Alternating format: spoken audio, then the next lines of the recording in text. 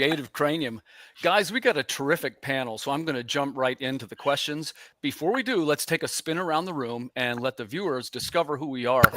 Just tell us real quick who you are and what you're mostly known for. Michael Oden, let's start with you, buddy. Oh, man. My name is Michael Oden. I am the founder of Nine Realms Publishing. Over the past 5 years, I've put out like 8 books, I think, 7, 8 books under my imprint. Probably my most well-known at this point is The Embrace. And yeah, that's where I'm known for at this point. Perfect. Thanks for coming back, Michael. Of course. Always a pleasure. Next up, I met him through the Thoth Corporation. Our guest, Tyr Jackson. Tyr, thanks for coming back. Thanks for having me back. I appreciate it. Hello, everyone out there. I'm Tyrone Jackson. I go by Tyr. I am the owner of Sovereign Comics, LLC. I am also the co-owner and vice president of the board for Thoth Corporation. As far as Sovereign Comics is concerned, of course, I create comics. I think I've published at this point, I think 4 titles and about 8 or 9 books. One of those being a manga. It's an interconnected universe, except for the manga side. It has a couple of different imprints in it. I'm also going to be publishing some stuff for some creators who wanted to publish under me. As far as Thoth is concerned, we are a corporation that wants to keep art around and teach individuals how to basically take their creativeness and eventually go into the workforce, whether they're starting their own company or whether they're working for someone else. That's our big thing, because we feel like a lot of people, we've seen it in jobs ourselves, that a lot of people, when they look at art, they just like, oh, you can do everything, where there's actual, different skills that a lot of people take time to hone in when it comes to art. Not to mention there's the side where folks don't really respect it, not understanding that art literally makes the world go round. Like, your car was drawn by an artist, your refrigerator was drawn by an artist, your TV was too. So a lot of people don't understand that. So that's what we do with Thoth. That's pretty cool, man. That's a great take. That's good work you guys are doing over there. And I got loosely paired up with you guys through our friend Aaron Dowan. Thanks, Aaron. Yes. Yep. Next, let's move over to Pete. Pete, I know who you are. Tell the viewers. My name is Peter Welmerink. I live in, I'll just tell you, Michigan, West Michigan. I write West Michigan-based post-apocalyptic action adventure, like a whole lot of it, because I know the area. I know all the little hidey holes, so why not write what you know, right? That's what they say. So, but got a novel series and little comic book series, all kind of related in the same realm, same universe. That's kind of my my claim to fame. So been writing for a long time, and didn't break out until I turned 50. So that's what I'm saying anyway. Awesome. It's good stuff. It's good stuff. I'm a fan of you didn't say too much about Big Jack. Big Jack. That's the comic book series. Yeah. Yep, guys, it's really good. If you get a chance, check that one out. Let's move it over. The new book that I've been following is called End of Zed. That's Eddie Lima's book. Eddie, welcome to the show. Tell us who you are. Thanks, Tim. Thanks for having me on the show. Yes, I'm the newbie of the group here. I'm the green one. I'm looking at all these years. You have 7 years, 8 years. Oh, my goodness. My very first comics. You guys might kick me out of the room because I'm the green one here. We all started somewhere, dude. Oh, yeah. Everybody needs to have a rookie season. Yes, there you go. But certainly what a good time for me to get involved in this, because I certainly had a lot before me that I've learned from, and so I'm really excited to talk about that. So I'm running End of Zed, my first campaign, my first ever Kickstarter. It's going to end on Wednesday before Thanksgiving. And it funded, and now we're trying to go towards some stretch goals. And yes, what an experience. I can't really tell you about my experience, and then you guys can tell me what I did wrong, which I'm sure I did a lot wrong. but overall, a successful campaign, though. Congrats, Eddie. I think that book looks terrific. Appreciate it. This whole industry of like crowdfunding creatives, man, it's literally shooting fish and Yeah. nobody here started off and was like batting 1,000 or anything. Right. Most of us are still fucking all. falling on our faces on this shit. Yeah. My very first book I published is freaking horrendous. Like it's horrible. Like I sold some when I went to a con, and the rest of them I have like locked away.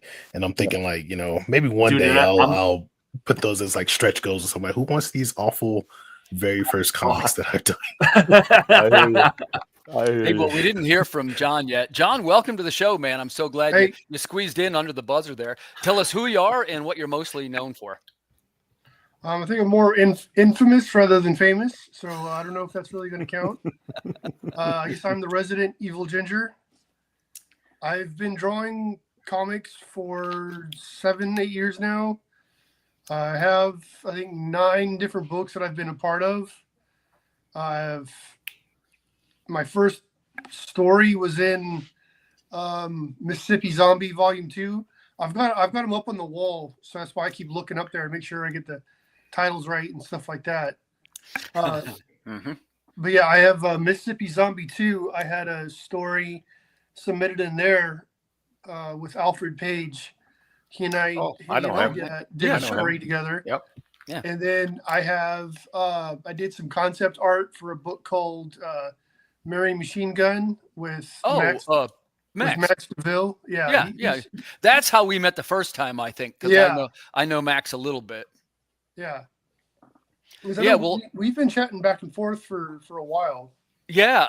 Hey, John, I'm so glad you could make it, and thanks for coming to the Thanks show. for having me. I got a great set of questions, so let's launch right in, man. I want to ask the smart people what we're going to do. We've been hearing all month about Blue Sky, about Threads, right? I don't understand any of it. I'm still using Facebook.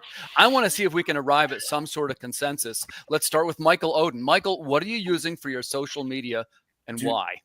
All right, so really when it comes down to social media, like this is actually what I do for my day job. I'm actually very terrible at it on the creator side, but like I'm a social media manager for a government contract. So but when it comes down to with the creative side of things, I think that right now I built up most of my base on Twitter and Facebook when I started. I'm trying to branch out into Instagram and kind of learn that, and I'm steadily building that stuff up.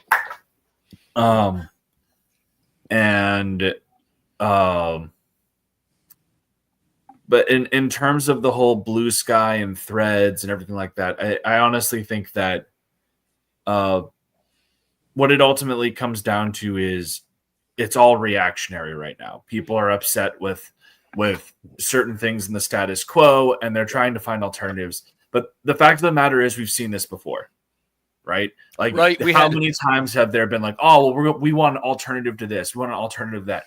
You're going to have people talk about this for about 2 or 3 months, and people will be like, yeah, come follow me on this new platform, and then they're going to be like, yeah, but I have like so Michael, you did not thousands of followers. You did not start back up with Blue Sky, and you're sticking with Twitter. No. I mean, yes. Like I still have my Twitter. Like like at the end of the day, I'm not on there to keep up with current political situations. I'm there to communicate with my base and potentially find more people. Like it's a different thing. Go ahead. Go ahead, Tim. Well, I was going to say, I never got much use out of Twitter to start with. So maybe I have a little bit of a bias. I never, I sense I might be similar to you. I'm not particularly edgy or anything. I just used it as a platform to advertise books. So let's move over to Tier. Tier, same question for you. Are you moving over to Blue Sky? Have you done it already? What are you using and why? No, I am not going to Blue Sky because Owen said, like, it's happened before. You've had Hive, you had the one social media web site that was supposed to, I guess, be competitive towards Instagram. That there was an Zack art Snyder, one. Zack Snyder is like, he's very into it and he uses it a lot. I was on that for a bit. It's not a bad social media site. It's just I concentrate more with Instagram. I started off with Facebook with my comics and stuff way back in like 2000 and well, 2010 is when I started with Facebook for my comics, and then I jumped to Instagram in 2013, and I've been on Instagram ever since. So Now for me, correct me if I'm wrong, but you're mostly writer, right? yeah, I do all the writing and stuff. Same here. So what do you? Right. I'm mostly writer too. So what do you put on your Instagram, for example? So on my Instagram, I do put the artwork that's done by my by the artists and stuff like that. Mhm. I also put my scripts up there. I also there's cosplayers that I work with and stuff too who cosplay my characters. Nice. So their stuff Oh, goes that's up cool. there. Yeah. I'm also an inker and a letterer. So whenever I do ink stuff, I will put the ink work up there, or I'll put it on my personal page and then collab post it so it goes to the Sovereign Comics page. So that's mainly the things that I put up there. And since my Instagram does go back to my Facebook, so whatever I post on my Instagram, it automatically posts to my Facebook page. Right. I don't really hang out on Facebook that much. But Substack is one that I've been. Yeah, I was going to say using you didn't most mention that. You lately. didn't mention So, Substack, and that's where I follow you. So I'm on your Yeah. Substack. So Yeah. why are you? Tell us why you use it. So I use Substack mainly for writing. So there's two sides of my writing. Well, a couple of sides. I do article writings every once in a while. Sometimes I do bias, more opinionated stuff, which I'm just kicking off. But the main thing up there is short stories from my comic book universe. I've started off with the stories that actually created the comic book universe. So all of those stories are up there now. And then I also have short stories. So like, yeah, looking at it like, so Time Drift, Vis-a-vis, those are from my comic book universe, but the Hidden Peripheral is the anthology novel that I'm working on now. So I do put some of my stories up there from that. Well, pieces of it, because of course in the novel the story is going to be longer. But I do put all of that stuff up there so folks can read it and learn my writing style, learn my creative style, and so on and so forth. Yeah, it's a good one. So Yours is a good one, man. I follow it. I like the Thank you. short stories. We're Thank going to you. come back around this in the next questions, but it's one of the nice things about Substack is it's content. Like you can read Yeah. somebody's. I like short stories. That's one of the things I like. Speaking of short stories, Pete. So here's you. Ready? So you and I had talked a little bit about this before. Going forward, what is your social media strategy? What are you going to use and why? I've always used Facebook as a bit of a platform. In fact, when I got tired of all the other crap that's on there, I just figured, you know what? I'm going to use this as a. Oh, that's nice, Big Jack. Nice. But I figured that I'll use that social media platform for getting the word out. Also, my Substack again. I agree. I think that's like a great platform to use. And I messed up and blew mine out of the water, and now I'm recreating it. Got a lot of. What do you mean by blew it out of the water? Tell us. If you screwed up, that's what we want to hear about too. You know what I mean? No, I got frustrated as a creator and told myself, "To hell with all this stuff. I'm gonna be done and just kind of wipe the slate clean." I hear you, brother. Trust me, I hear you. And then I started talking to some people, and then I also got reinvigorated, I guess, and said, "What the hell am I doing? I gotta can't give up now." Yeah. Basically. So anyway, so recreated that, and I swear it's like I don't know what happened, but feel like a kid in a candy store again, because now I've got a lot of stuff to put out there. Yeah, so, and I saw you're doing the motivational calendars again. Yeah, I'm doing that. Yeah, I think that's great, man. I figure it might be time. I do the nonfiction, motivational, inspirational, stick on stump stuff, and then I've got my other side, which is post-apocalyptic action adventure, the zombie stuff there, John. And anyway, so have both sides going on there. But yeah, so basically Facebook, Substack. I have not joined I agree too that the blue sky thing is just everyone going, "Oh, I got to get off, X or Twitter or whatever the hell it's called, So, but Instagram too, some of these other platforms. I don't do too great on Instagram either. Yeah, That's I one don't- man's opinion. One man's opinion. Yeah. Let's So, move it over to worth a Eddie. try. So now this I really want to hear, right? So Eddie, you're got your first Kickstarter project, right? Yes. So how did you approach it? Did you use Facebook? Did you use Twitter? How did you do it?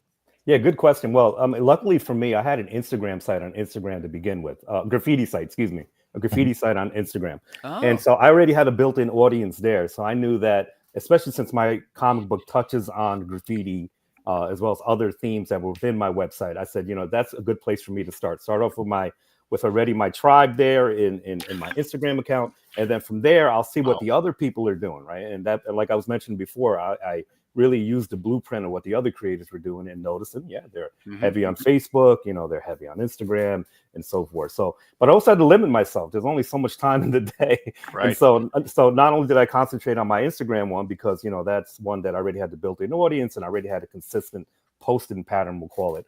But I had to touch the newer ones like Facebook, which I was never on, which people find unbelievable.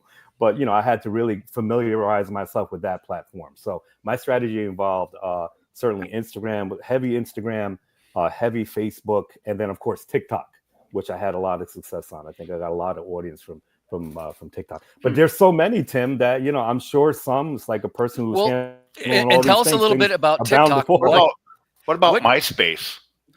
That's right, correct. About the exactly. I think some bands still use MySpace. It's because you can store MP3s there, right? So I didn't realize that was still around. Yeah, Oh, yeah, that's MySpace still is around. still up And there. Wow. I still use Bandcamp. If you guys know that one, it's basically you can store your MP3s there. No, Yeah. Bandcamp's still around.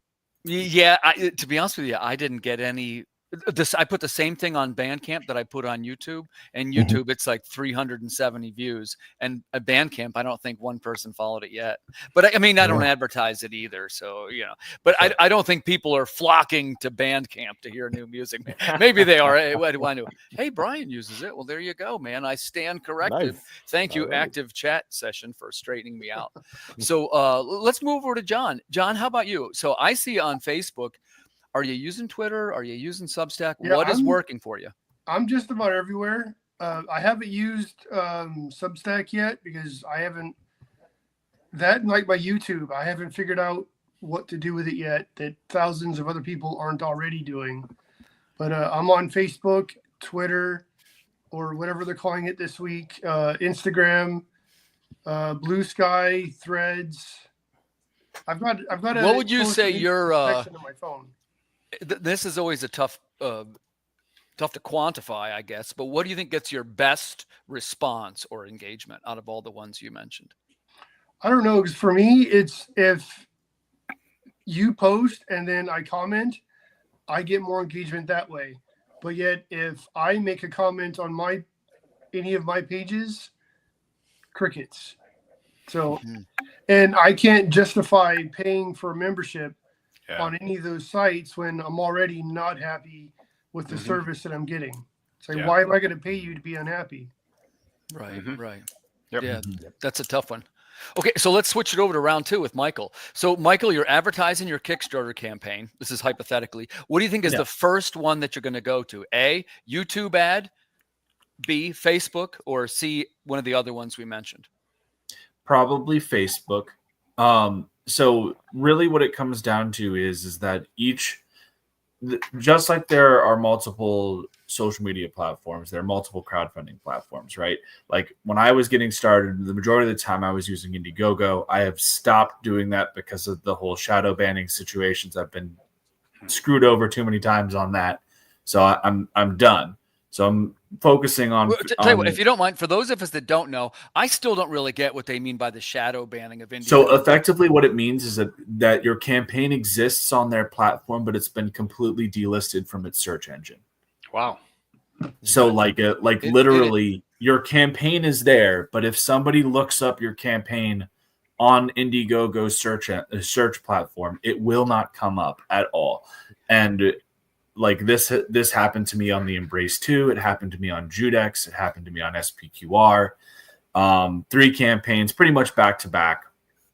And whenever you reach out to them about this, they never get back to you. I honestly think that it terrible. was Yeah, no, it's horrible, and they take 8% platform fees. They have the highest platform Oof. fees of all of the crowdfunding platforms, and then for this to happen to you, and you're not being put through the algorithm at all, and people can't even find your book, like, and we're in an industry where any inconvenience, right? Oh, Any yeah. inconvenience to prevent somebody from backing is going to prevent them from backing. So like that's hundreds of like that's lots of money that's just been screwed. But so for Indiegogo, no. yeah, Indiegogo is a no for me at this point. But Yeah, so I have seen that. I always attribute it to just a super crappy search feature, but it is hard. They tried to. I honestly don't even think that it's a malicious thing. They tried to update their UI a couple of years ago to streamline searching and make a lot of things more based off of like a website feature and not something that a person had to physically go in and do to try and streamline some things. And when they inputted these codes in, it completely fucked up their site, and they have no idea how to fix it. Is my personal opinion based off of what I've seen, because like they don't know what's going on, and they never have, and that's why they don't respond. So your go-to, if you're starting your campaign, what's your step one? I mean, for Kickstarter, I would go Facebook, because at the end of the day, that's generally where that community is, right? The amount of Kickstarter groups and indie comics groups that there are on Facebook, most of those people have Kickstarter networks and everything like that. That's where I would go. That's Facebook is generally the place that I would see that. Probably branch off, do some Instagram as well. Like the big thing with Instagram is that it's all about utilizing hashtags and seeing what's trending and trying to hop in on that. Also, visual media is integral. For Instagram in particular, like you just having your link up there and what have you, that's not going to get you anything. You need to show. Wait, hold on. Save that one for round 3. I got the question about the hashtag. Oh, okay, my bad. No, it's all good. It's all good. So let's move it over to Tier. I'm going to ask you the same question. So if you are trying to start your Kickstarter campaign, what is your first site you go to? Meaning, would you go to Facebook, or would you use your Substack, or would you try a YouTube ad? I probably wouldn't use my Substack because that's fairly new. But what I would do more than anything before any of the sites is I would use my newsletter.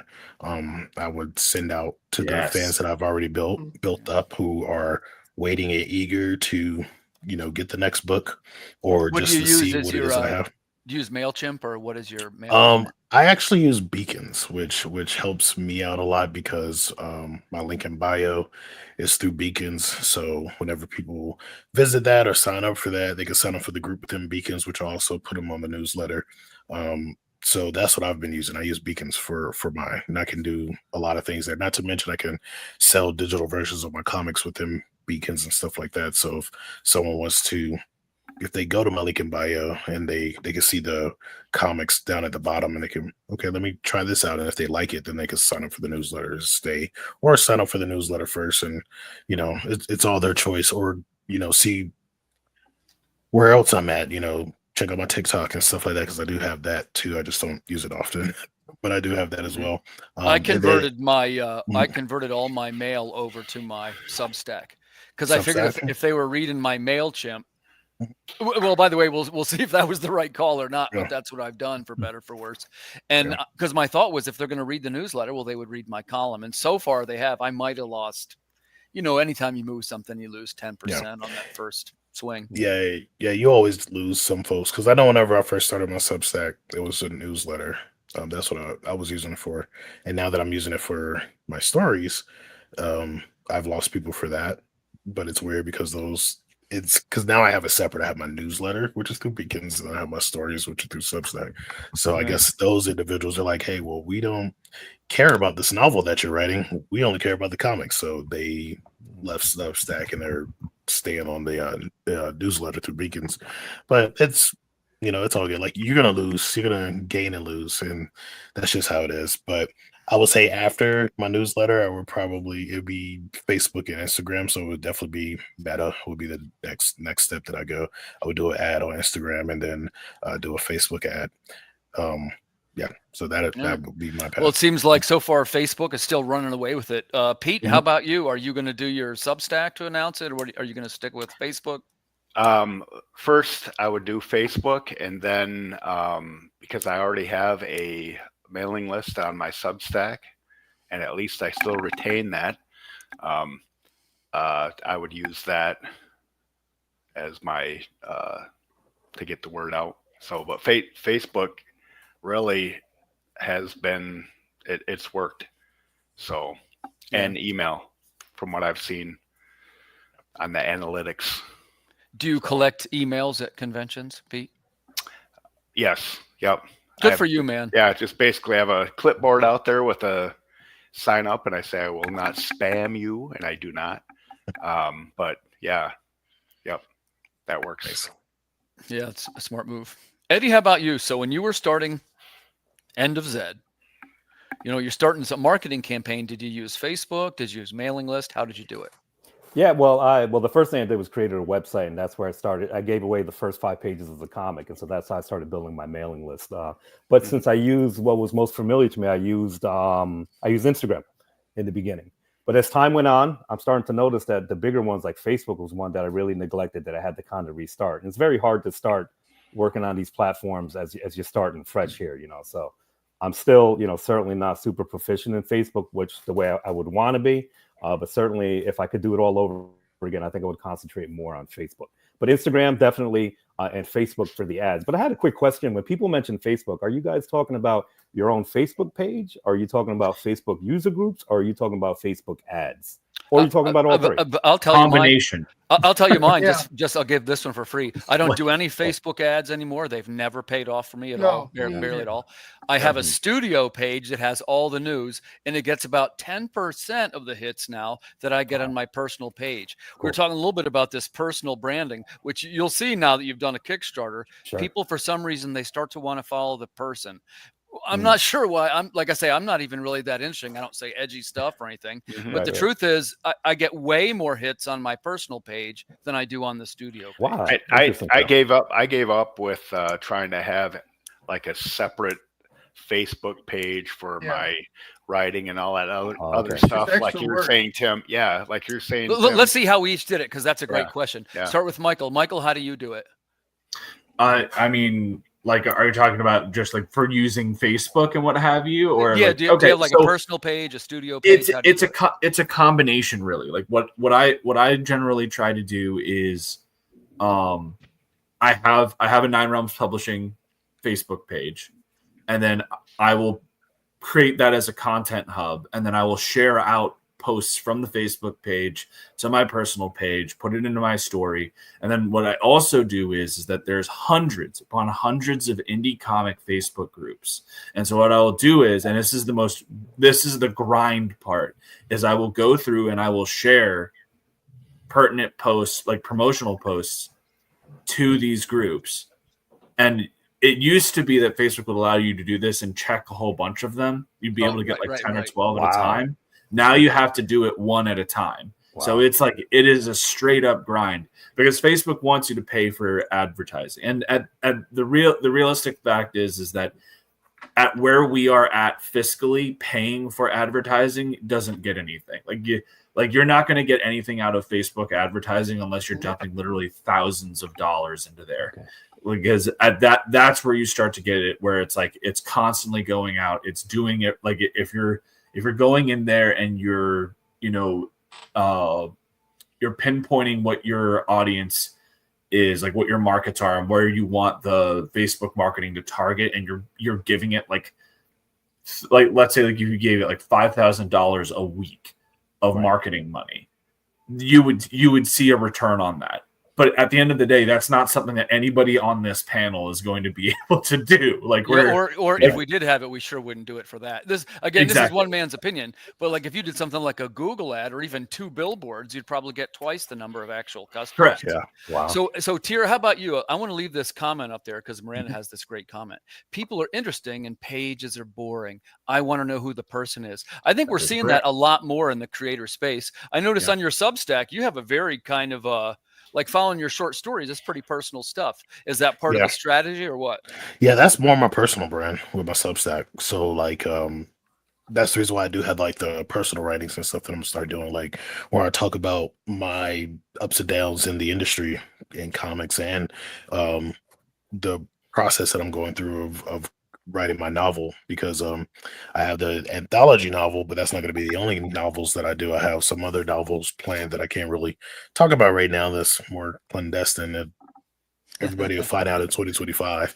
And then I also have a novel of a story that um, I talked to my wife about, something that she something that just kind of came from her. Like, she didn't tell me to do it. It's just an idea that arose one day. But that's more my personal brand, the writer side, getting to know me from that angle.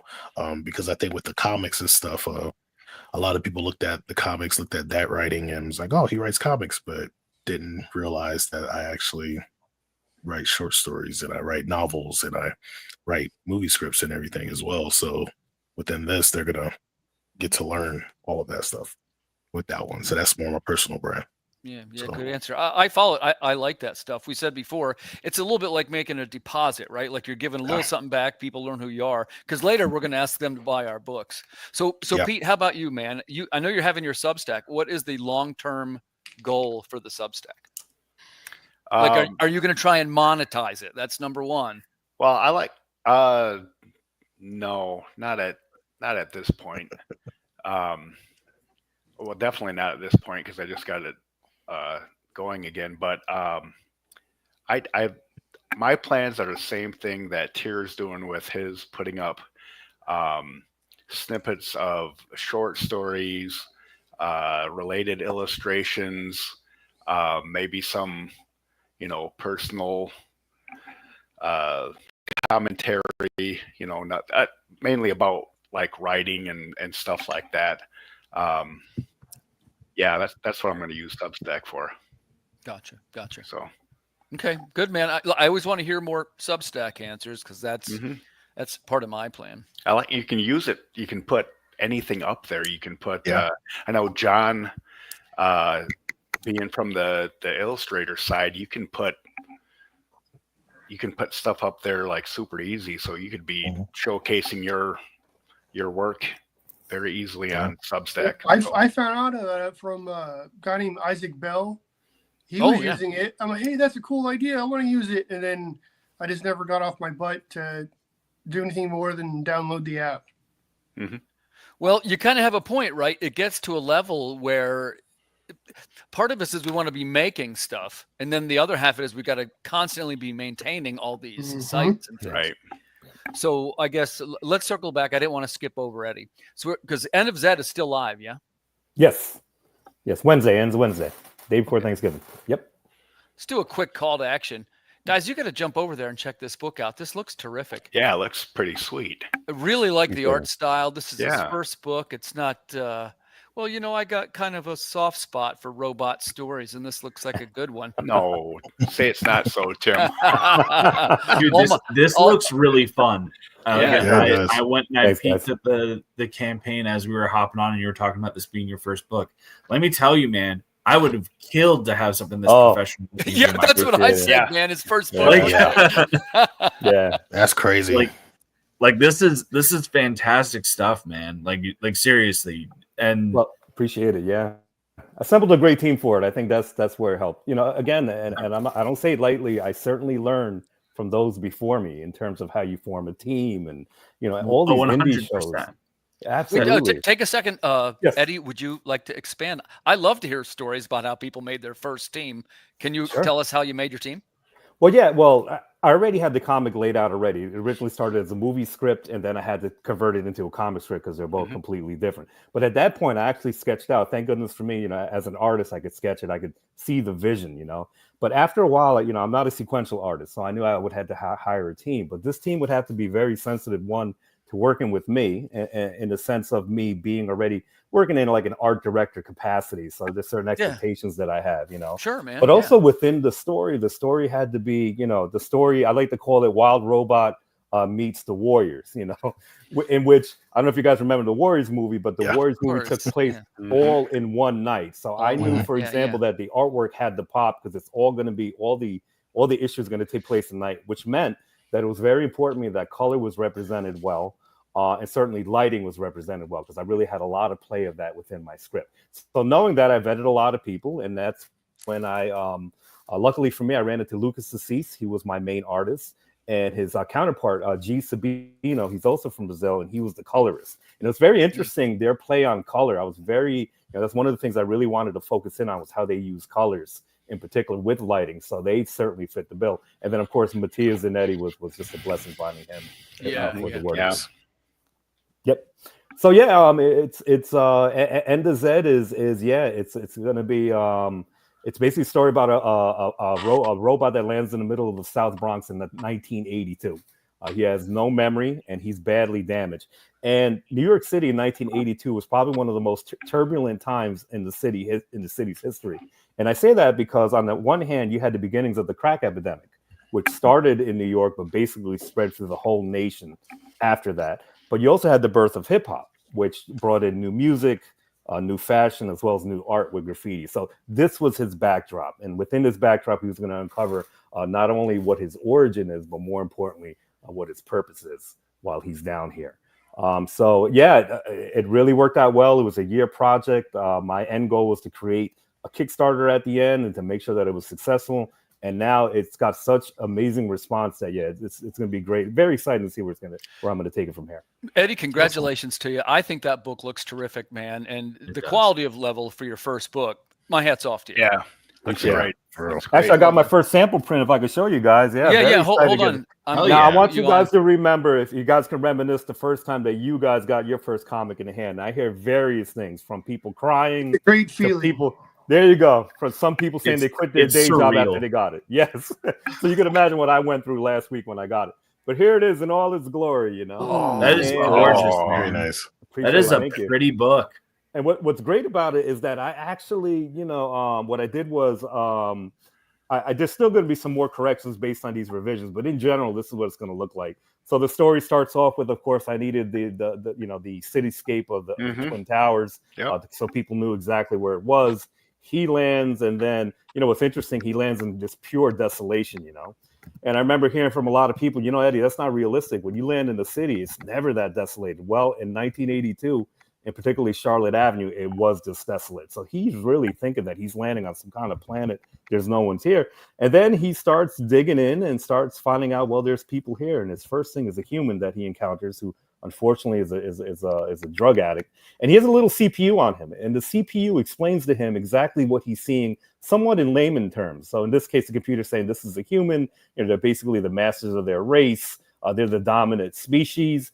And then he's looking at it, it's like, wow, this is the dominant species, And then he witnesses a drug deal. And within the drug deal, the computer tells him, well, this is currency. It's used for goods and services. And then he sees the crack veil, and the computer tells him, well, these are drugs, and they're used to influence, to put humans in an altered state. So right off the bat, Zed sees that, oh, my goodness, what kind of place am I in? What human would do that to another human, And so he follows the person who's addicted into basically a crack den.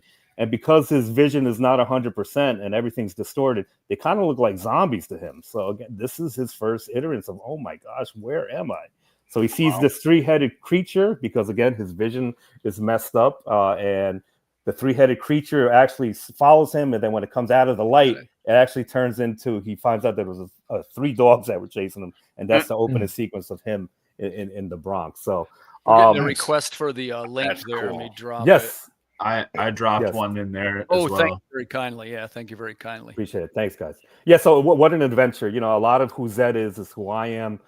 Real quickly, I had a lot of holes in my life growing up, and thankfully for me, the hip hop culture filled a lot of those voids. The main one is being graffiti. It turned me into a graffiti artist, and I certainly don't know where I would have been without that. So, well, it looks terrific. The next one I can't wait to hear about. I'm actually I'm late to the party, right? I'm just finding out about Elysian Fields. Yes. John, fill us in, man. What's going on here? I didn't know anything about it. It looks tremendous. So this is actually a reboot. The first series that I ever did was Elysian Fields, and it's like as simple bare bones as I can make it is it's Mortal Kombat with heroes of mythology, right? Oh, wow. Okay, so sure. That's cool. like effectively you have this tournament in the underworld where all the respective gods of the dead from global mythologies put together teams of their culture's heroes to fight one another in an arena. Winner becomes the lord of the underworld for the next 1,000 years, right? And so our series follows Achilles, who's kind of been taken from a nice little peaceful R&R after everything that he went through in the Trojan War, and he gets brought to the arena to fight alongside Hippolyta and Heracles at the behest of Lord Hades. So they are fighting to kind of help him reestablish himself as the Lord of the Underworld in this tournament. I actually, since this is a pre-launch page, you don't really get to see a lot of the art. But what I am going to do is we got this page colored, turned in here recently, and it's pretty sick. Hold on, here we go. I love the colors, John. Mm-hmm. Me too. Yeah, very vibrant. So this wow, is the yeah. ferryman Charon taking Achilles to the underworld arena down there. Wow. And this is the river Styx and everything like that. So it's like That's cool.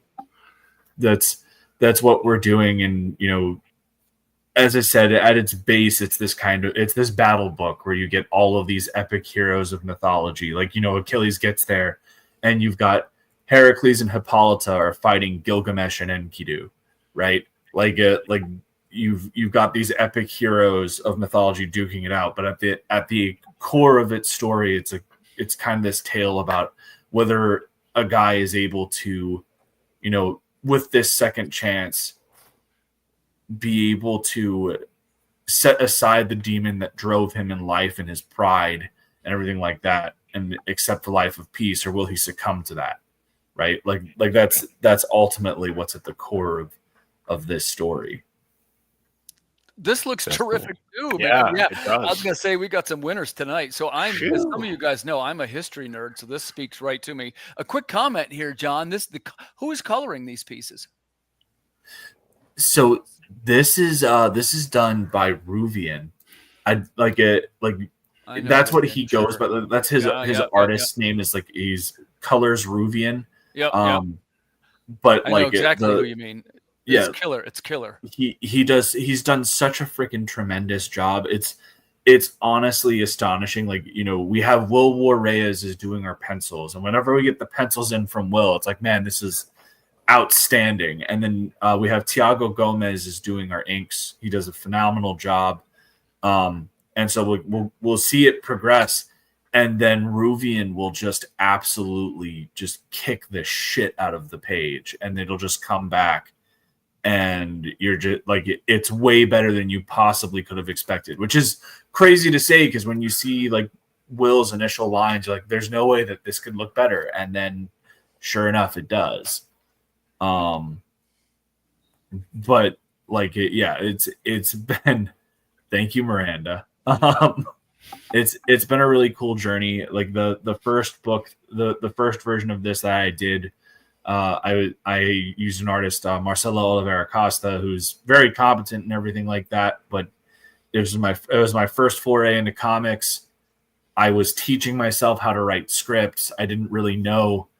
I didn't know my head from my ass on a sequential page, right? And so now I've been doing this for 5 years, and I've taken everything that I've learned and I'm applying it, and it's really freaking cool to see the result. Yeah, I tell you, some of the artwork and stuff that we've got tonight, it's like, we talked earlier about how most of us were beginning creators at one point, and it'd be fair to say maybe we even put out a couple of products. Hold on. Let me rephrase this so it's about me. I don't want to insult anybody. My first couple of books were really not too great, right? They're not too beautiful. Got some rough art. Got some lettering errors. They look like, the first song from a garage band. But like, it definitely gives you some hope when you see these works we got tonight. Both you guys are just tearing the cover off it. I mean, these are some high quality products. Definitely going to recommend them to the viewers. Go over and check them out. That's End of Zed, which is live on Kickstarter right now. and I'm trying to get Yes. the graphic up.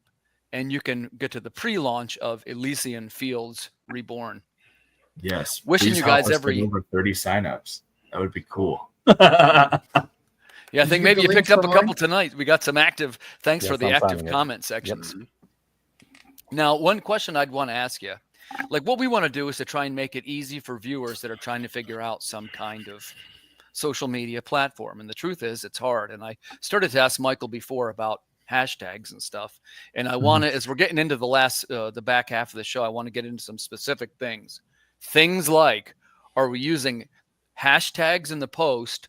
And are we putting the link into the comments? I want to hear each person's take on this because we're all basically doing some variation of this. There's some things that you can do effectively, which is add hashtags, which is an easier search feature in some way. And also you can put your link to your project in the comments instead of above the fold. I try to not put mine above the fold. It seems to not perform as well. I want to hear what you guys think. Michael, what's your sense on hashtags and link in the So comments?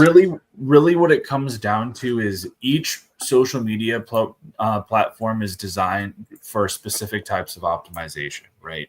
Like Instagram, hashtags are vital. If you want your stuff to be seen by anybody,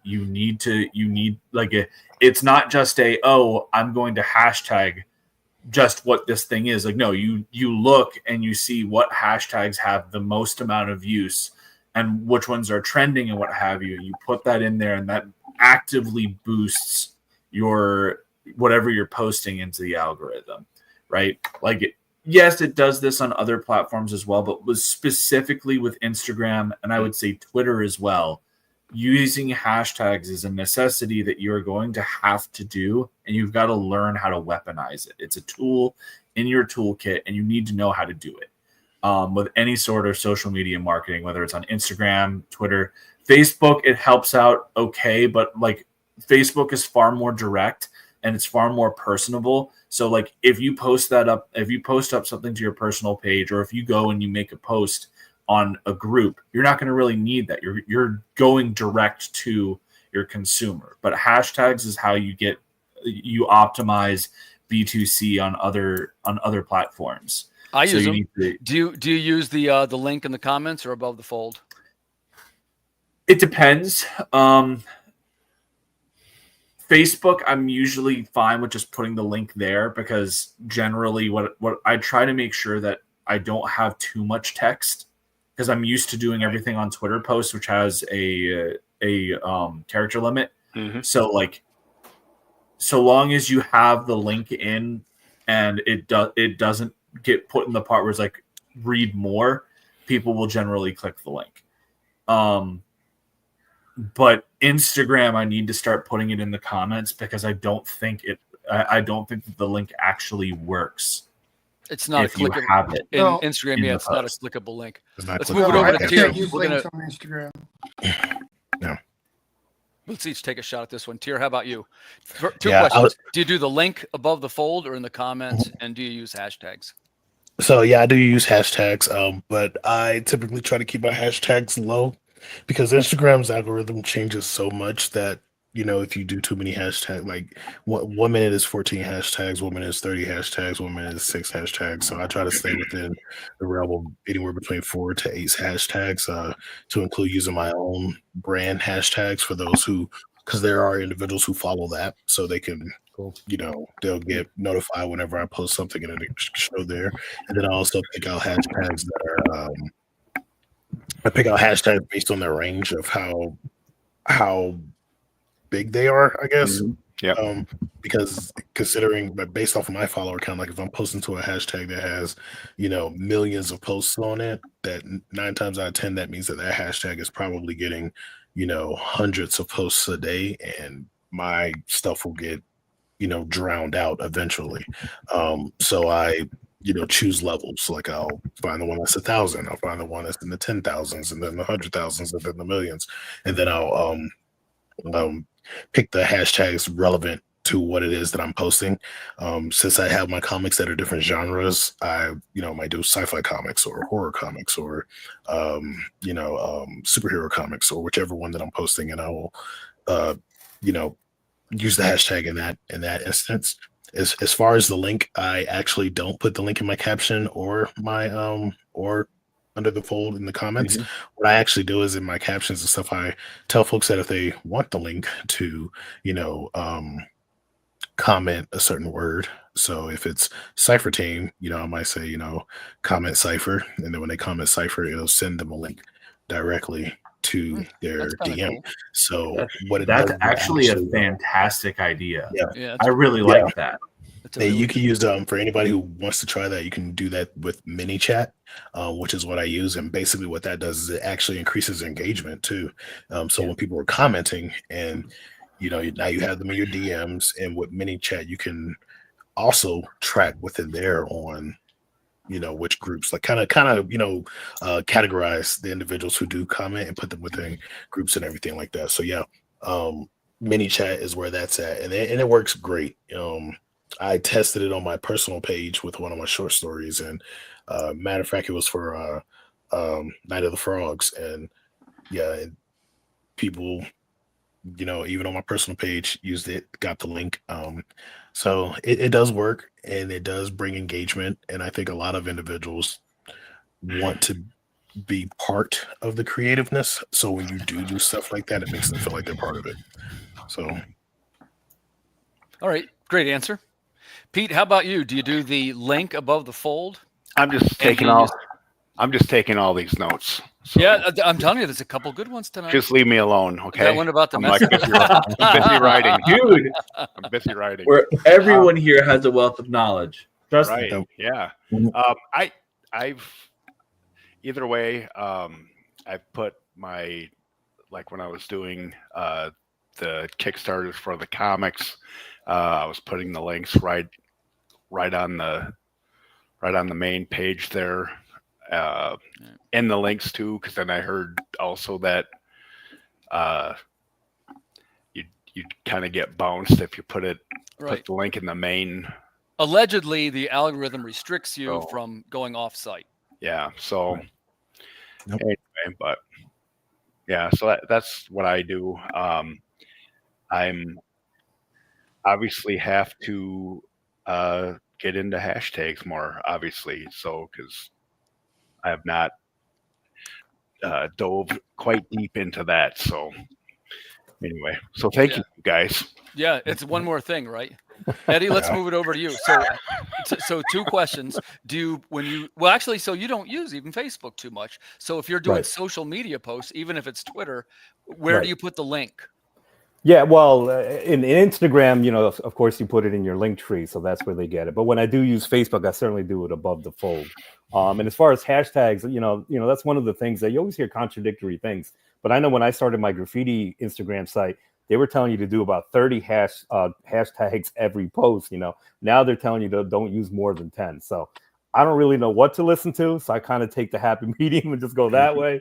But yeah, certainly hashtags are certainly important, and so I use about 10 now for my Instagram account. And correct me if I'm wrong, but on Instagram, when it's not a clickable link when it's in your. Correct. Well, the stories are though. When you do a story, Yeah. it is, and I Stories rely are. heavily on stories. And you know, Okay, stories gotcha, only last gotcha. 24 hours, and actually, I do Okay. a lot of play with that. You know, and I would say, you know, especially the metrics have shown that a lot of the links did come from those stories. A lot of the clicks Yeah. on the links came from those stories. So that's certainly certainly a good thing to know. Good thing to know. Yeah, Instagram stories is a great tool that's underutilized, I think, a lot, but it's a great tool. I hear you, Pete. I'm writing notes all day too, including the one where you said get on MySpace. So thank you, Pete. Appreciate it. I know that guy. I Don't got do it. MySpace highlighted, so Oh, hopefully I'll be yeah. okay with that. I want to hear from John Don't blame next. me. Before we went around in a circle, and I didn't have it in order, so I missed Exodus Z. You know, I'm a fan of John's work. I see him on Facebook, and he's doing good work, and he's keeping us all on point. So first, John, tell us a little bit about the Kickstarter. This is I work with my buddy George Alvarez. He's the writer and co-creator for the book. We're on it. This is for issue 2, and when it funds, it'll be our 4th successful campaign together. Nice, So congratulations. we may not take ourselves very seriously all the time, but You guys are making books. Yeah, 'cause we're very professional.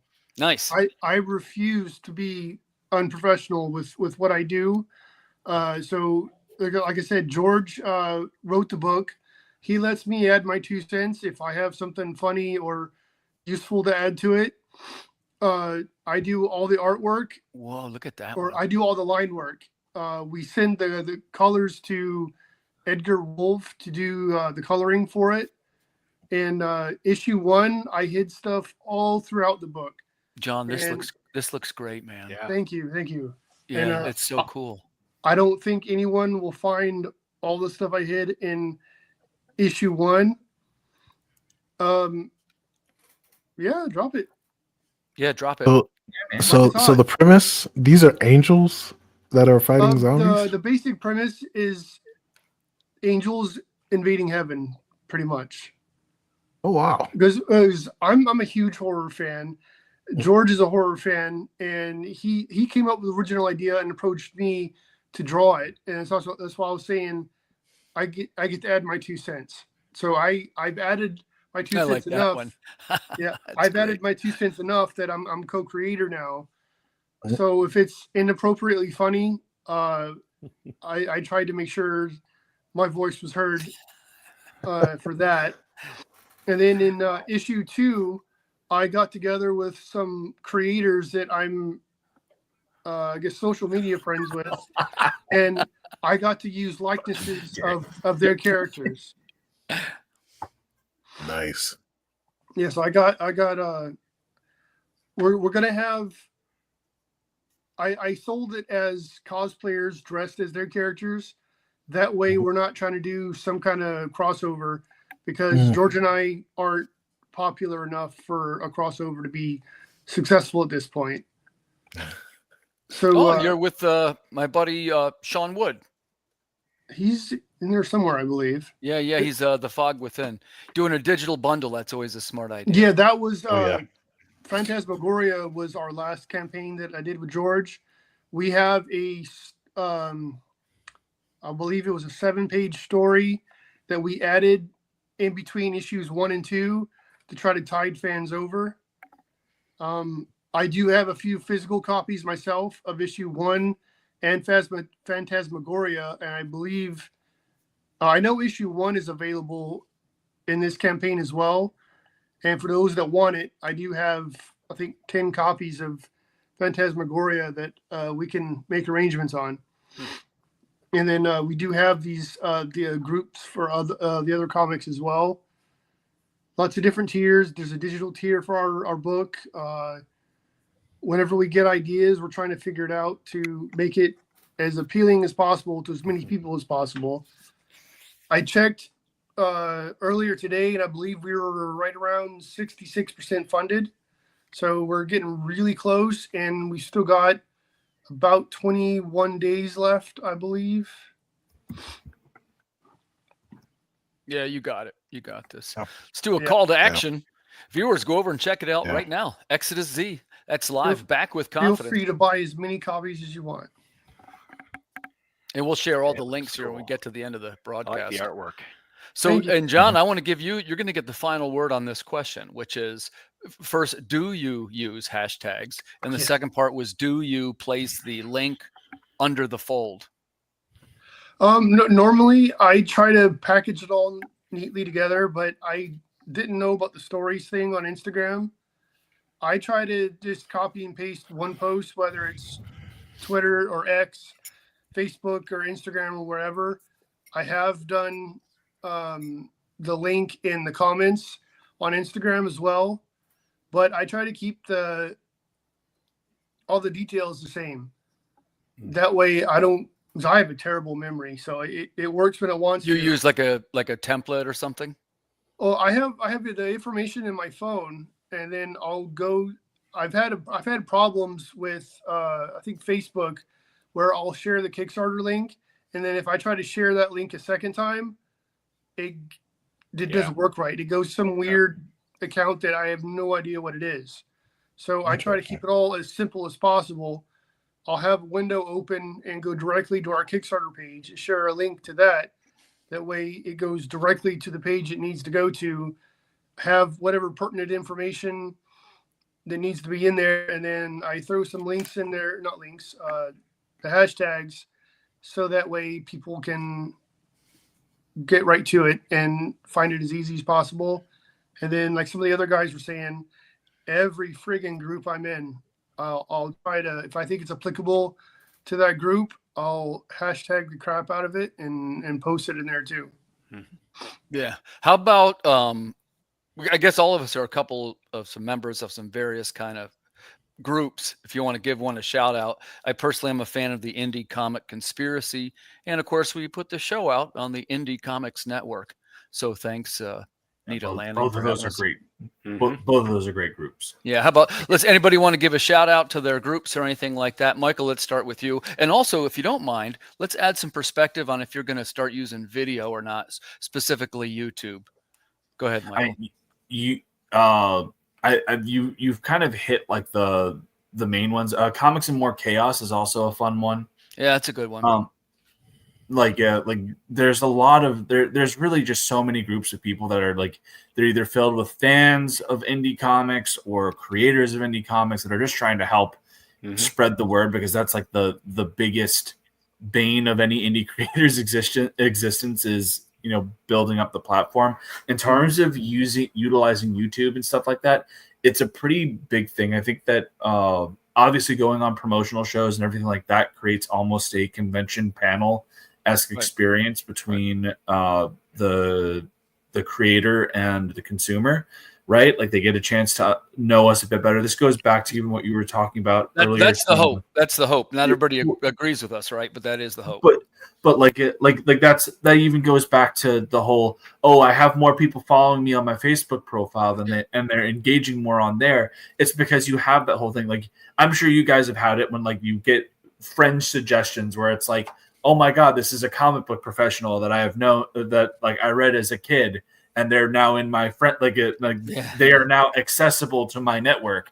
It's the same thing for the fans. They see this, they go, oh man, I backed this guy's book and now he's on my Facebook thing. Let me reach out. And so there is that interpersonal connection there. And so you're building up a YouTube channel, having shows where you can go and talk about silly crap. Like, you know, I need to get back into doing it, but Miranda, my girlfriend, is in the chat. We were doing a show called One in Rome for a bit. Well, I had started it ages ago with a friend of mine, Matt, and he had to drop out, and she came in as my co-host.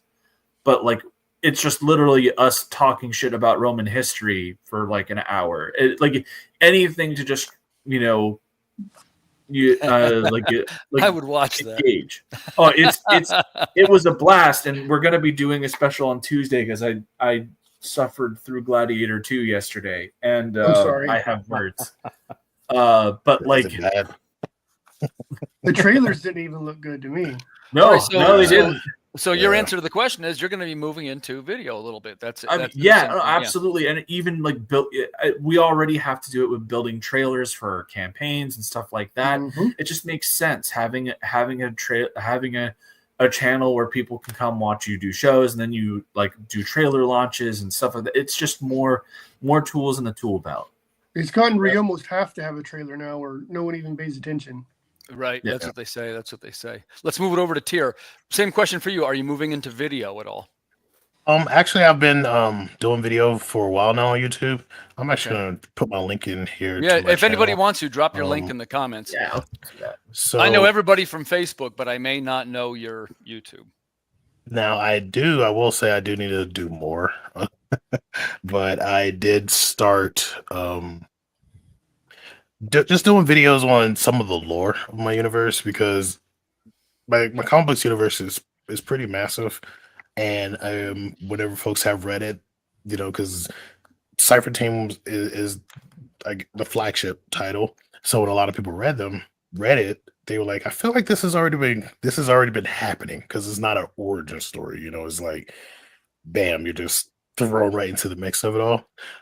So with that, I decided to do YouTube channels. This YouTube channel right here with talking about the different lore. So I have a video on Phenosapiens, which are like our mutants and where they came from, how they started when the first one appeared, the different types of Phenosapiens. I also have one on the Magi, which are our magic users in Arcane and the different type of magics and stuff like that, and where they came from. And I like to take a lot of I also use biblical, lore, and then I use some real life stuff because, like, with Phenosapiens, they came to be through the Carrington event. That's what activated the gene that was already in them. And the Magi side, they were around before the first flood. So there's a lot of different stuff that I put into it, into this lore. So Well, you got one more. that's what I You use got them one for. more subscriber tonight. Oh, thank you. Appreciate it. Yeah, sure, man, sure. That's something that. Well, this is almost enough for a whole another topic, right? But I will say that video is where they're saying the next advertising connection is. Pete, how Yep. about you? The one thing I should mention about Pete wasn't. I think you and I were the very first video, wasn't it, Pete? I think it was. It's almost 2 years ago, but you and I did. To put it this way, for people that don't know, this is the 82nd or 83rd episode. We've represented over 300 indie creators. Yeah. Pete, That's Good. awesome. yeah, Pete, you were on the very That was- first one. Was I? Yeah, it was I don't remember. graphic novels or something. Yeah, they Wow. had topics back then. Dude, that seems like a million stinking years ago. Yeah. Wow. Time goes by, brother. Time goes by. So Yeah, it listen, does. are you going to do? My question is same as I asked you. Are you going to do video? Or are you going to have a? What are you going to do? Well, I should follow the trend and start doing more videos. I'm kind of corny in front of the camera. I do have some book trailers that are out on my YouTube page. I think you're good in front of the camera. You got a little bit of that Michigan accent. Okay. People like accents. Okay. They do. I'm not trolling you. I'm No, not I trolling know. you. No. Guys, panel, would you say that in general Americans like to hear someone speak that has an accent?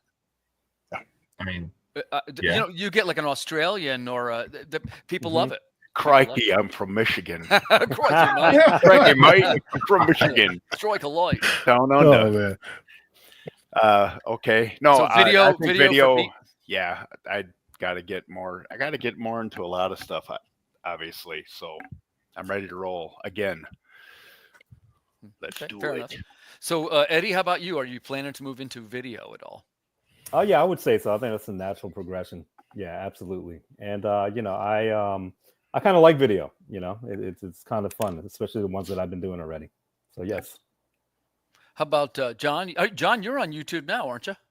Yeah, I have my own channel. I have a whopping one video on it right now because it was a unboxing video for my X to Z issue 1 because it was my first full issue that I ever did. So as soon as George sent it to me, I got a little fanboy on myself. And like, it's so exciting because like Eddie was saying how he felt getting your first book. I have a video on there, and then on our Kickstarter, George did the audio for our video as well. Then he did a little zombie voice, so we try to have some fun with it too. So yeah, but that's the way to go right now. Is you gotta follow, not necessarily follow what everybody else is doing, but if that's what the fans are looking for, then I say do it. There's a good amount to be said for trying to engage with the fan directly. Mhm. Yeah, like I say, I don't know what all the answers are, but I will say, if you guys remember, I used to do the whole thing where I wrote under an assumed name, and remember I didn't put my image out on Facebook, and they said, "What are you doing? That's working against you at this point." Yeah. And I finally switched to, "Hey, I'm Tim, and this is what I'm doing. I'm making these books," and my following just like it tripled the first day. dude, Yeah, 'cause most of us couldn't figure out who we were talking to.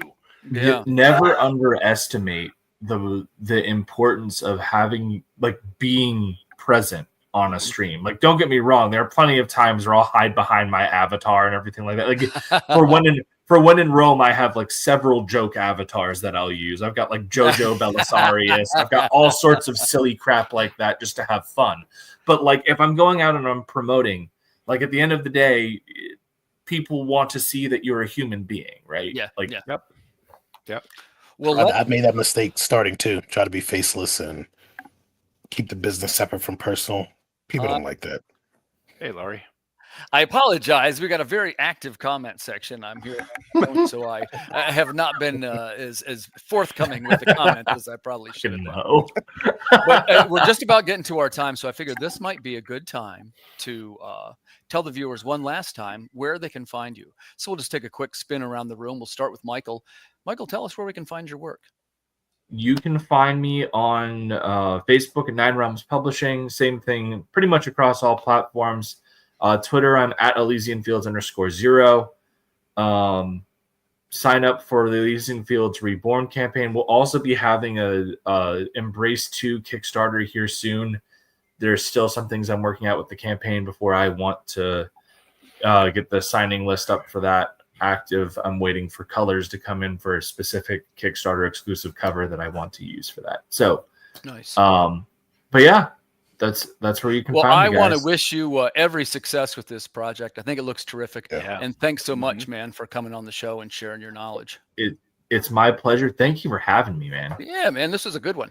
So, Tier, man, it's always a pleasure to talk to you. We had such a fun interaction with your other company, the Thoth Corporation. I mostly know you from following your Substack, but why don't you tell the viewers where we can find your work? Sure thing. You can find me on Instagram as Sovereign Comics. Just look for the orange lion head.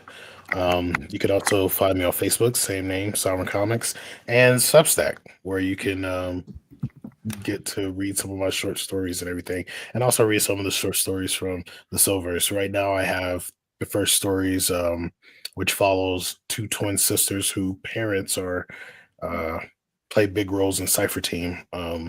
But pretty soon I'm going to be putting up some other shorts that are going to be which are basically the shorts that I wrote to start the comics. Before I turned them into comic strips, I wrote them as short stories first. So I'll be posting those up soon as well, and you'll get to see a difference of what ended up in the comic based on what was in the short story, which is always interesting. So I'll be looking forward to seeing that. And that's a inspiring Substack. Yeah. Hold on. Let's just take a quick, not to put you on the spot here, but no worries. Quick comment. This is probably out of all of us the nicest looking Substack graphic. Yeah. So I was ashamed to. I mean, show you can throw mine up there, Tim, just to show the difference. Well, first off, let's show. I wanted to show Big Jack because I am a fan of Big Jack. I'm a fan of Peter's post-apocalyptic writing style, and I'm also amazed by how prolific he is. It's like 7 novels, Pete? Something like that. Got a couple back there. Yeah. In the dust. Yeah, so I'm hoping if everything goes as planned, I'm going to be sweet talking Pete into editing my next novel. That's an announcement for another time. But Pete, tell us where we can find you. The show's not about me, brother. I already got hopefully followers if they're watching this. This is about helping you guys. So tell us where we can find your work.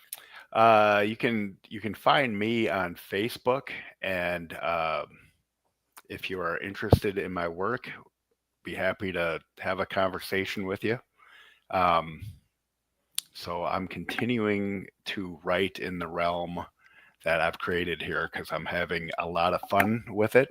So, and hopefully that pours out through the writing and stuff. But mainly Facebook for now. And like I said, I'm getting the Substack going again. It probably won't look like Tears, but dag nabbit, man. It can. It will. Hey, think of it. It will. I'll get there. I always say, guys, think of it as a chance to level up. You know that I have no idea what I'm doing, and that's why I invite you guys, and I try and take the best ideas. Sure, that's what I got. Only cleverly disguised as a no one knows what they're doing.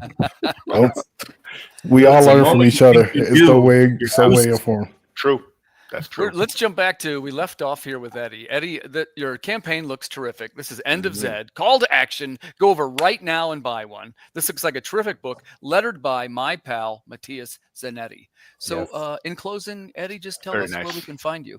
Yeah, well, firstly, I appreciate whoever pledges tonight. I really appreciate that. Thank you. I think that was Miranda. Oh, thanks, Miranda. Absolutely appreciate that. I really appreciate that. I also backed right at the beginning of the show. I saw thank you so much. And I was like, yeah, this is pretty sick. Yeah. Thank you so much. Appreciate it. Yes, you can find me on Kickstarter until Wednesday.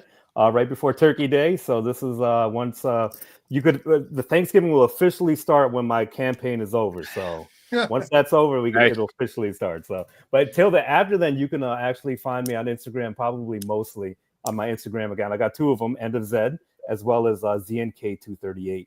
And after speaking to Pete, I'll be on MySpace. But you probably give me a couple of weeks to resuscitate. Don't I need forget to resuscitate my webpage, so my MySpace. But pleasure being on the show. My apologies. I got to leave right away because actually I have another show. It's my last show for this whole campaign. So if you need to jump out, it's cool, man. Listen, I want to make sure we got a good plug for your book. But really, pleasure meeting everyone. Really, thank you so much for your insights. Pleasure meeting you, Eddie. I've been listening to you guys. Thank you so much. Appreciate well earned that. and well met, sir. Well, just know I've been listening to you guys for a while now. I just, I was in the background listening to you guys, so you guys can show me the right way to do things. So now that I know, I can thank you personally for it. So thank you again. Yeah, you're welcome anytime. You're a nice guy, Eddie. Let's jump over to John. Right, this is Exodus Z. That's man. cool. This I like this the more I look at it too. And I was lucky to stumble across John through one of the podcasts. I forget where exactly we met, but I'm really thankful. Calderones? Oh yeah. Maybe. When I'm a little bit his co-host whenever JD Rosario. I'll be on his show tomorrow as well. I'll stop by. I'll stop by. He's a good guy. So your Kickstarter looks great. First, man, every congratulations. And the second thing is, where can we follow your work? I'm on under my name on most sites. Instagram, I believe, is the only one that is Seclusion Studios. I don't use my Facebook page for that anymore. It's like some of the other guys were talking about earlier, how having a separate page for your work and your personal page. I finally just said, screw it. This is me. If you like it, great. If not, then I'm not for you. Yeah. Hey, that's probably the best way to do it, right? Is the one thing I was going to say was be yourself, because I don't know how to be anything else. Well, and it's one of those things you really can't make everybody happy. So just do the best thing you can. Just do the best you can. Well, go ahead. No, I was saying my biggest problem, I spent a lot of time in and around the military. So I'm about as subtle as a brick to the head half the time. So I know, and I'm about as smooth as a Brillo pad when I speak. So I know emphatically I'm not for everyone. I don't try to offend people when I say things, but I'm at a point in my life now where I'm going to say what I want and let you decide how you feel about it. You were military, John? Yes. What MOS? I've got several. I've collected on my baseball cards. Oh, okay. I've got like I was an 11 Bravo, so bullet sponge. Okay. I made silly decisions with my life. So I'm not the only veteran up here. There you go. I'll say I knew Tier was a veteran. I'm dual service as well. My first 4 years I was in the Marines. The rest of my time I was a paratrooper. Wow. Oh, nice. So you and me went the same path. Well, I wasn't a paratrooper, but my first 4 years I was in the Corps, anti-terrorism. I like you already. Yeah. And then I did my last 9 in the Army, and I was commo there. So I flew around a lot doing communications. I've had 9 deployments. Dude, communications is the sweetest gig in the Army. I see what those guys do. I'm like, oh, suck. I hate you. Because I work with those guys like all the time. Mm-hmm. I work at a public affairs office at this point. So like all of the people that work with that are like comm specialists and what have you are like, they're all freaking either former Navy or former Army comms. And I'm like, you all suck. I hate you. Once you learn how to make anything talk, it gets better. It's better. Yeah, I was with communications as well when I was in the Army. Okay. Hey, well, I'd like to thank you all for your service. I appreciate that very much. I'm actually the first in my family. I'm the first one to not be in the military. I kind of wish I was. It's something that got away from me. But all the older brothers were, younger brother was, father was, stepfather was, grandfather, all of them. I joke around with my mom and tell her I'm the family badass because I've had family members in all the other branches. I'm the only Marine on either side that I'm aware of. Yeah, see, So I can't say that. Between But that and being a paratrooper, Mhm. I like to think I'm the family badass. yeah, I see, I mentioned can't say that. My grandfather's a retired. He retired from the Marine Corps. My mom was in the Army, and my dad was in the Army. So, only thing I can say is like I have the most combat campaigns and the most deployments out of everyone's. So there's that. Hey, the last thing I want to tell you guys, just if you happen to be around on Thanksgiving weekend, it is the Seer Nova virtual Comic-Con. Oh, that's right. Yeah, so if anybody wants to, I'll be moderating some panels if you want to swing by. And I mentioned video. I'll be making the video bumpers for the panels if you'd like to see one. This is one of them here. It's about 45 seconds.